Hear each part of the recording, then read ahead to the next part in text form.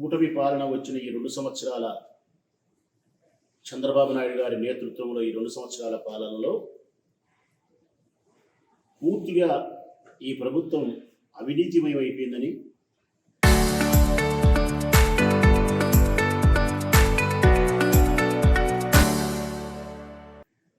లంచగొండులతో నిండిపోయింది ఈ రాష్ట్రమని, ప్రతి ఉద్యోగస్తుడు 100% ప్రతి ఉద్యోగస్తుడు లంచం ఇస్తే కానీ ప్రజలకు పనిచేసే పరిస్థితులు లేరని,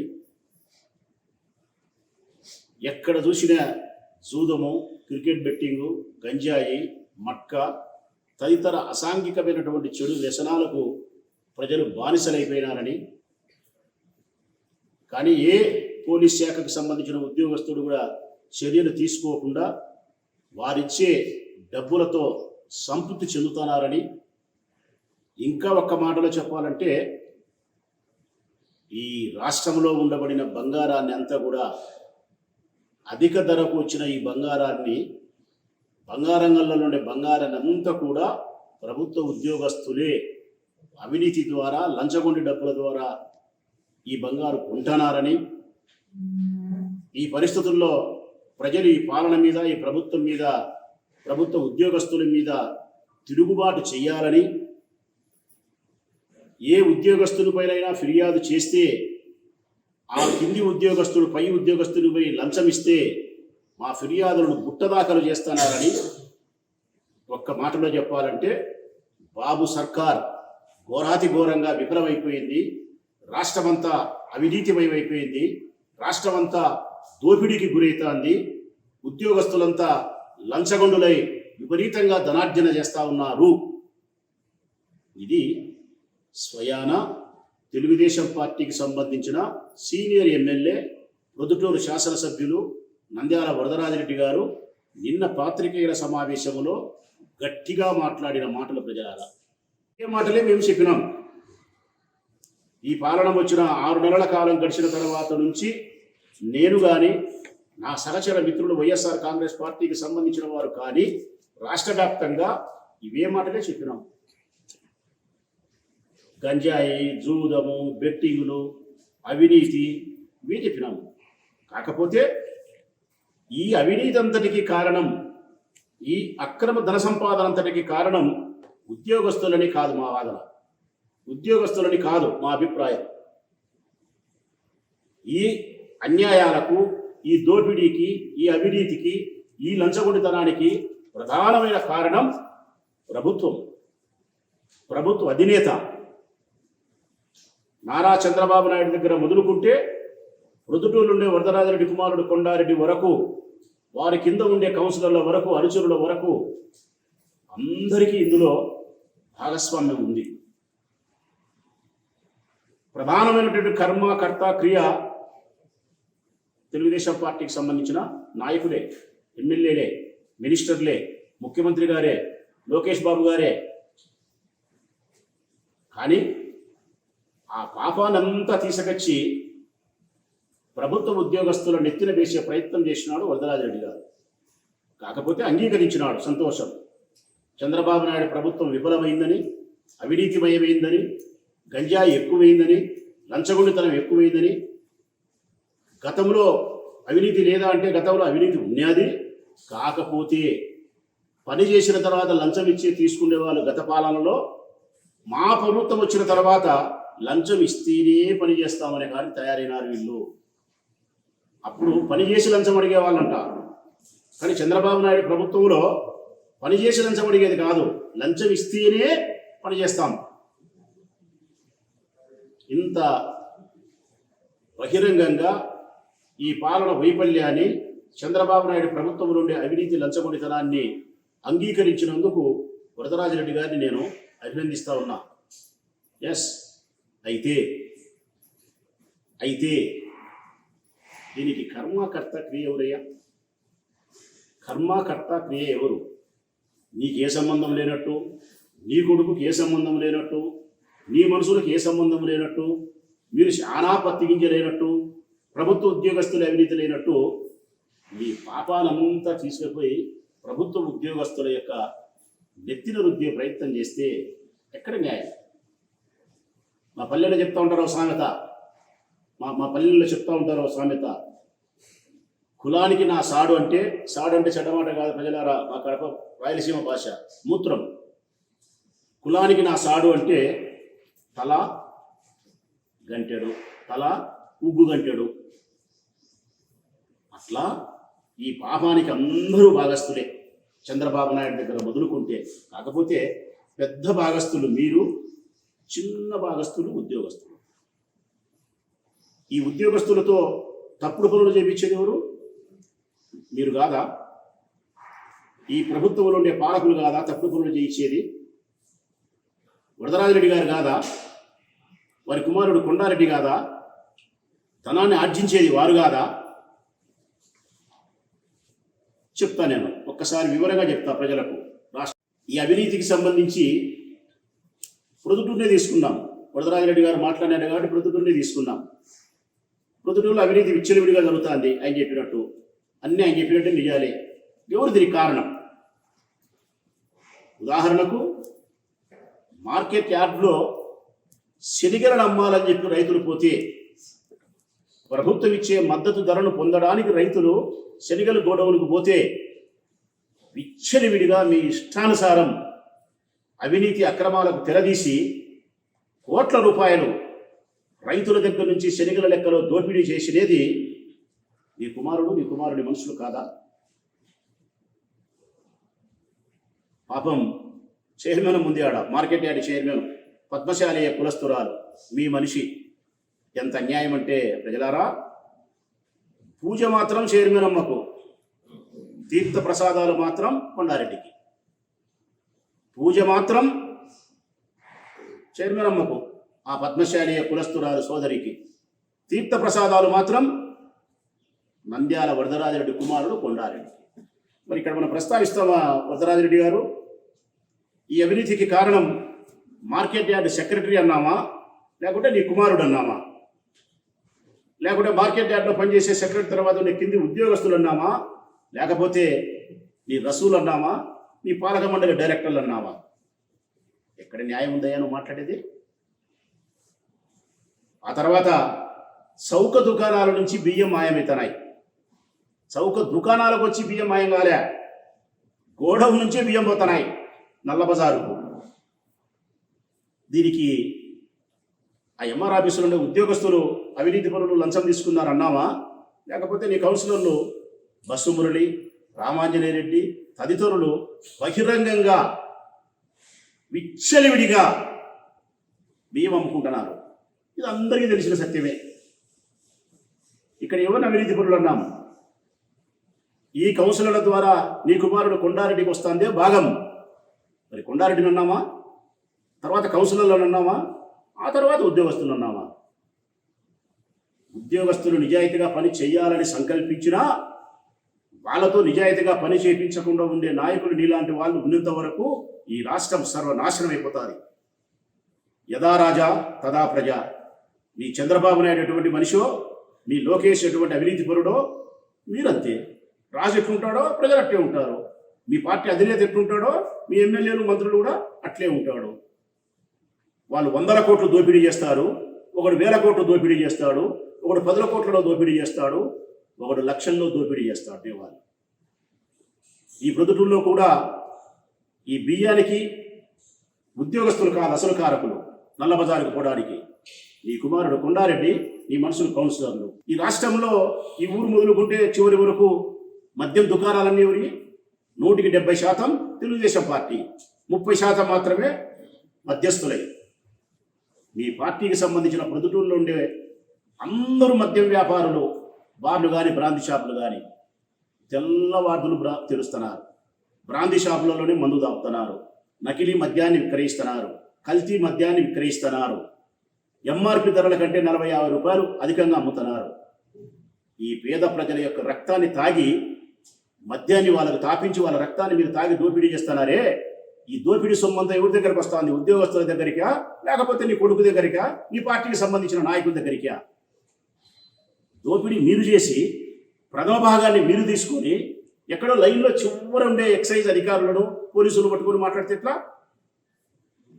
నియంత్రించలే ఎక్సైజ్ వాళ్ళు, నియంత్రించలే పోలీసు వాళ్ళు. వాస్తవమే, వాళ్ళు నియంత్రించకపోవడానికి కారణం నీ కుమారుడు నీ పార్టీకి సంబంధించిన వ్యక్తుల యొక్క ధనార్జన కోసం మీ రాజకీయ ప్రాబల్యాన్ని ఉపయోగించి మీకు ట్రాన్స్ఫర్లు చేస్తామని చెప్పి బెదిరించి మీ పనులు చేసుకుంటున్నారు. మరి ఇక్కడ ఎవరి దోషులు చేస్తాం? ఎమ్మెల్యే గారు, నీ కొడుకులు చేస్తామా, లేకుంటే ఎక్సైజ్ డిపార్ట్మెంట్ చేస్తామా? క్రికెట్ బూకీ అన్నారు, ప్రొద్దుటూరులో ఎక్కువైపోయింది క్రికెట్ అని. నేను అడుగుతా ఉన్నా, మీరు గెలిచిన తర్వాత, మీ పార్టీ అధికారంలోకి వచ్చిన తర్వాత కొంతమంది కౌన్సిలర్లు క్రికెట్ బూకీలు అని చెప్పి విమర్శించిన మీరు ఆ క్రికెట్ బూకీలైన కౌన్సిలర్లను ఎందుకు మీ పార్టీలో జరిపించుకున్నారు? ఎందుకు మీ పార్టీలో జరిపించుకున్నారు? నేను క్రికెట్ బెట్టింగ్ వ్యతిరేకిస్తానా, అసాంఘిక కార్యకలాపాలను వ్యతిరేకిస్తానని చెప్పినప్పుడు ఆ క్రికెట్ బూకీలు మీ పార్టీలో చేర్పించుకోకుండా ఉండాల్సింది.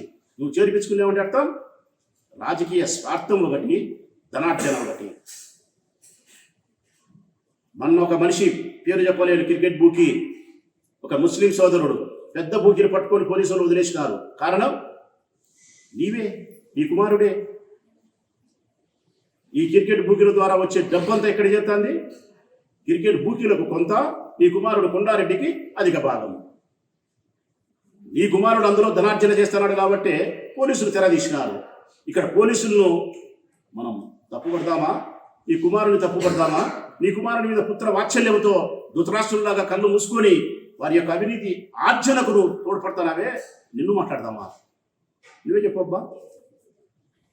మరి నువ్వు పోలీసులు చెప్పచ్చు కదా, నా కొడుకు లేదు, ఇంకొకడు లేదు, క్రికెట్ బూత్ మా కౌన్సిలర్ లేదు, ఎవడైనా సరే బూట్ కాదని చెప్పి చెప్పినావా? నువ్వు చెప్పలే. కారణం నీ కొడుకు లెక్కొస్తుంది. జూదం. ఎంత అన్యాయం మాట్లాడేది పోలీసు వాళ్ళను. వాళ్ళు పోయేమో జార్జి క్లబ్ మేము మూత వేయించినాం మా జగన్మోహన్ రెడ్డి ఉండేప్పుడు. ఈ ప్రభుత్వం వస్తేనే జార్జి క్లబ్ తెలిసింది. పోలీసుల మీద రైడ్ చేసి కేసు పెట్టింది. పోలీసుల మీద, ఎస్పీ మీద ఒత్తిడి చేసి జార్జి క్లబ్ తెరిపిస్తుంది. మూత మేము వేపిస్తాం, నువ్వు తెరిపిస్తావు. తెరిపించొద్దు, మూయాలని పోలీసు వాళ్ళు భావిస్తే పోలీసు వాళ్ళ మీద ఒత్తిడి చేసి ఎస్పీకి చెప్పి మళ్ళీ తెరిపించినావు. ఎంత తెరిపించినావంటే, జార్జి క్లబ్లో మెంబర్షిప్ తీసుకోవాలంటే ప్రజలారా, జూదం ఆడేదానికి మెంబర్షిప్ తీసుకోవాలంటే 1,20,000 అంట. 1,20,000 అంట వరదరాజరెడ్డి గారు. ఒక పిల్లోనికి ఇంజనీరింగ్ సీట్ తీసుకోవాలంటే 50 నుంచి 60,000 రూపాయలు సిబిఐటి కాలేజీలో. కానీ జార్జి క్లబ్ పోయి జూదం ఆడాలంటే 1,20,000 మెంబర్షిప్ ఇవ్వాలి. నీ పాలనలో, నీ ప్రభుత్వంలో, నీ కొడుకు యొక్క ధనార్జనలో. ఇక పోలీసులు ఏం చేస్తారు పోలీసు వాళ్ళు? ఎక్కడెక్కడ ప్రైవేటు స్థలాలలో జూదం ఆడుతున్నారో, మంగతాయి ఆడుతున్నారో పేరునా చెప్పినాం మేము. నీ కౌన్సిలర్లు ఎక్కడ ఏ రూములు ఆడేది, ఎస్ఎస్ మాల్ ఆడేది, చౌటపల్ల గ్రామానికి సమీపంలో ఆడేది, పేర్లతో సహా చెప్పినాం మంగతాయి ఆడిపించేది. మరి పోలీసులు పట్టుకోలేకపోతానంటే కారణం, మేము పట్టుకుంటామయ్యా, నిర్బంధిస్తామయ్యా, నిరోధిస్తామయ్యా అనే పోలీసులు అంటే లేదు, నా మనుషులు డబ్బు సంపాదించుకోవాలా, నా కొడుకు డబ్బు సంపాదించుకోవాలా, రేపొద్దున రాజకీయానికి వాళ్ళు ఉపయోగపడాలి కాబట్టి మీరు 10 రూపాయలు తీసుకొని సహకరించాలని చెప్పి నువ్వు గేట్ ఎత్తినావు, మైలవరం డ్యాం గేట్ ఎత్తినట్టు. కానీ ఇప్పుడు ఎవరిని అంటున్నావు నువ్వు? ఉద్యోగస్తులు మాట్లాడతావు. ఎంత అన్యాయము మాట్లాడేది. ఇంజనీరింగ్ శాఖ మొత్తం అవినీతి అని అంట ఇంజనీర్లంతా. నేను అడుగుతా ఉన్నా, నిజాయితీగా మాట్లాడదామా ఎమ్మెల్యే గారు? ఈ ప్రొద్దుటూరు నియోజకవర్గం మొదలుకుంటే ఇచ్చేపటి వరకు కాంట్రాక్ట్ పనులన్నీ చేసేది ఎవరు? అధికార పార్టీకి సంబంధించిన నాయకులు. ఆ నాయకులకు చందాలు ఇచ్చే, పార్టీ ఫండులు ఇచ్చే కాంట్రాక్టర్లు. మన ప్రొద్దుటూరుకే తీసుకున్నాము. ఈ ఊళ్ళో ప్రొద్దుటూరులోనే మొత్తం రోడ్డు కాలువలన్నీ కాంట్రాక్ట్ పనులు చేసేదంతా కూడా నీ కుమారుడు కొండారెడ్డి ముప్పావల భాగస్తుడు, పావలా వాటాగాడు పర్లపాడు మహేశ్వర్ రెడ్డి. వీళ్ళు పనులు చేసేది. ఇంత నాసిరకం పనులు చేస్తున్నారని చెప్పి మేము వీధెక్కి చూపిస్తే 1868 చీరికలు కలిగిన కొత్త రోడ్డును మేము చూపించినాం. నాసిరకం అని చెప్పి సంవత్సరం కూడా ఉండదని చెప్పి సిమెంట్ రోడ్డు చూపించినాం.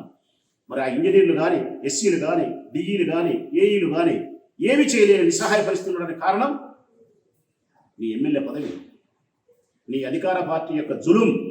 ఇది నా కొడుకు చేస్తున్నాడు కాబట్టి ఎంత నాసిరకం వేసినా వాని బిల్లు ఇవ్వాల్సిందే, వాని మీరు ఇబ్బంది పెట్టకూడదని చెప్పి నువ్వు చెప్పడం వలన ఇంజనీర్లు మరో పాత్ర వహిస్తున్నారు. దీంట్లో మన ఆదాయం ఎంత ఎమ్మెల్యే గారు? ఇంజనీర్కి వచ్చే ఆదాయం ఎంత ఎమ్మెల్యే గారు? నిజాయితీగా మాట్లాడుకున్నావా? నీ ఇష్టం వచ్చిన పని మనం ఎమ్మెల్యేలో పని ఎవరికైనా ఇస్తే పెద్ద పనులు 4% కమిషన్ 5% కమిషన్ మనం తీసుకుంటాం. పని చేసినందుకు మనకు సహకరించినందుకు అంటే వాళ్ళ ఉద్యోగస్తులు నిజాయితీగా పని చేస్తూ మన పనిని వేగవంతంగా చేసేదానికి 1% వాళ్ళకి ఇస్తే 1% 1 కోటి రూపాయల పనికి 1 లక్ష రూపాయలు ఇస్తే మన పని ఎంత చేసి పట్టే డ్యూటీ వాళ్ళది. 1 లక్ష తీసుకున్నోడు పెద్ద నేరస్తుడా?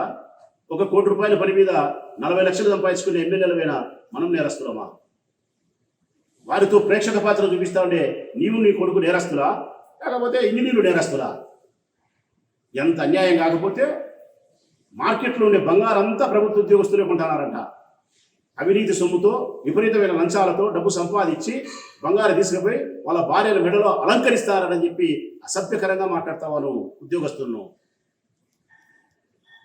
నాసిరకం పనులు చేస్తూ ఉండేది నీ కుమారుడు పర్లపాడు మహేశ్వర్ రెడ్డి. నీ అధికార బలముతో ఇంజనీర్లు ప్రేక్షక పాత్ర వహిస్తూ ఉన్నారు. ఇంకోటి నువ్వు మాట్లాడేది రిజిస్ట్రేషన్ శాఖలో. ఏందయ్యా రిజిస్ట్రేషన్ శాఖలో? ఆ పోలవరం మహర్షి స్కూల్ ఉంది, టెక్నికాలిటీస్లో లోపం ఉన్నాయి, దాంట్లో రిజిస్ట్రేషన్ చేయకూడదని చెప్పినాము. నువ్వు రిజిస్ట్రేషన్ సబ్ రిజిస్ట్రార్ని బెదిరించి రిజిస్టర్ చేయి 100 నారాయణ రెడ్డి కంటివి చేయించుకుంటువి. ఏం చేయాలా రిజిస్టరు? నీ మాట వినాలే, రిజిస్టర్ ట్రాన్స్ఫర్ చేస్తావు. గంజాయి గురించి మాట్లాడినావు. మేము గంపలతో దొరుకుతుంది గంజాయి అని చెప్పినాం. ప్రొద్దుటూరులో గంపలతో దొరుకుతుంది, తీసుకొచ్చి మేము పెట్టగలుగుతామని చెప్తున్నాం. మరి గంజాయిని నియంత్రించలేనప్పుడు నాటి ఎన్నికలకు ముందు నువ్వు మాట్లాడిన మాటలు ఏంది? ఎమ్మెల్యే గారు పెద్ద పెద్ద మాటలు మాట్లాడినారు. ఉక్కుపాదం మోపుతా, ప్రజాసేవ చేస్తా, అసాంఘిక కార్యకలాపాలను అరికట్టుతా, యువతను రక్షిస్తా, మందు లేకుండా మటకా లేకుండా చేస్తా అని చెప్పి నాడు చెప్పిన మాటలు నేడేమైనాయి? నాడు ప్రజాసేవకు సంబంధించి మాట్లాడినావు, నేడు రాజకీయ స్వార్థానికి సంబంధించిన చర్యలు చేస్తూ ఉన్నావు. నాడు పెద్ద పెద్ద మాటలు చెప్పినావు, నేడు కొడుకు కోసం పుత్రవాత్సల్యంతో లొంగిపోయి ధనార్జనకు సహకరిస్తున్నావు. ఇవన్నీ మీరు చేసి ఉద్యోగస్తులు దొరికిపోతున్నారు. అన్నిటికంటే నీచం చౌడూరులో ఇసుక అమ్ముకుంటున్నారు. చౌడూరులో ఇసుక అమ్ముకుంటున్నారు. రోజు 25 లక్షలు ఇసుక అమ్ముతున్నారు. ప్రజలారా, రోజు 25 లక్షలు ఇసుక అమ్ముతున్నారు. రేపొద్దున మనకు పొద్దుటూరులకు నీళ్లు ఉండవు. నేను శ్రీశైలం నుంచి నీళ్లు మీకు తెప్పించినా మీ నోటికాడ నీళ్లు వరదరాజుడు తెచ్చున్నాడు ఇసుక తోలి. రేపు భవిష్యత్తు కాలంలో ఈ పొద్దుటూరు పట్టడానికి నీళ్లు ఉండవు. నీళ్లు ఉండకపోవడానికి కారణం నంద్యాల వరదరాజరెడ్డి కుమారుడు కొండారెడ్డి చౌడూరు దగ్గర రోజు 25 లక్షలు 30 లక్షల రూపాయలు ఇసుకను అక్రమంగా తరలించడమే, అమ్ముకోవడమే. మేము ఎస్పీకి చెప్పినాం, పోలీసు వాళ్ళకి చెప్పినాం, ఎంఆర్ఓ చెప్పినాం, ఆర్డీఓకి చెప్పినాం. ఎవరేం పట్టుకోరు. కారణం నంద్యాల వరదరాజరెడ్డి ఫోన్ చేసి ఈ నా కొడుకుకి సంబంధించినవి మా పల్లపాడు మహేశ్వరుడి లారీలు టిప్పని పెట్టి తోలుతాడు, మీరు పట్టుకోవాకండి. మరి ఇప్పుడు ఎంఆర్ఓ తప్పన్నావా? ఆర్డీఓ తప్పన్నావా? తాలూకా పోలీసు వాళ్ళని తప్పన్నావా? లేకపోతే నీ కొడుకుని తప్పన్నావా? నేను ప్రజలమైతే మాత్రం మీరు తప్పంటాం, మీరు మాత్రం అధికారులు మాత్రమే తప్పంటారు. నేను ఇక్కడ అధికారులు ఎన్నికేసుకొని రావడం లేదు ప్రజలారా. అధికారులు తప్పు చేసినారా తప్పు చేయలేదనే దానికంటే కూడా ఈ అధికారులతో తప్పు చేయించేది వరదరాజరెడ్డి వరదాడి కుమారుడు. ధనార్జన చేస్తానేది పెద్ద భాగము వరదరాజరెడ్డి వరదాడి కుమారుడు. ఇక్కడ నిందించాల్సి వచ్చినా నిజాయితీగా ఒప్పుకోవాల్సి వస్తే వరదరాజరెడ్డి ఒప్పుకోవాల్సింది మా పాలనలో అవినీతి జరుగుతుంది, మా పాలనలో లంచగొండితనం ఎక్కువైంది, లంచం ఇస్తే కానీ పని చెయ్యరు, వాస్తవమే. దీనన్నిటికీ కారణం నా కొడుకు మీద వాత్సల్యంతో నా మౌనం. నేను చెప్పిన ఆర్డర్ ప్రకారమే సంబంధించిన ఉద్యోగులు తల ఊపుతున్నారు అని నిజాయితీగా నువ్వు చెప్పింటే పర్వాలే. అట్లా కాకుండా పాపమంతా తీసుకుపోయి కులానికి నా సాడంటే తలా గంటెడన్నట్టు ఎక్కడైనా రావాలి. అట్లా కాకుండా ఒకరి మీద వేస్తే ఎట్లా? ఇంకా ఎంత అవినీతి పరుడు కాకపోతే పిఎన్ఆర్ కాంప్లెక్స్ ప్రజలారా, ఇది పాత బస్ స్టాండ్ ఎదురుగా ఉంటుంది. పేర్ల శివారెడ్డి అని ఎక్స్ ఎమ్మెల్యే గారికి సంబంధించి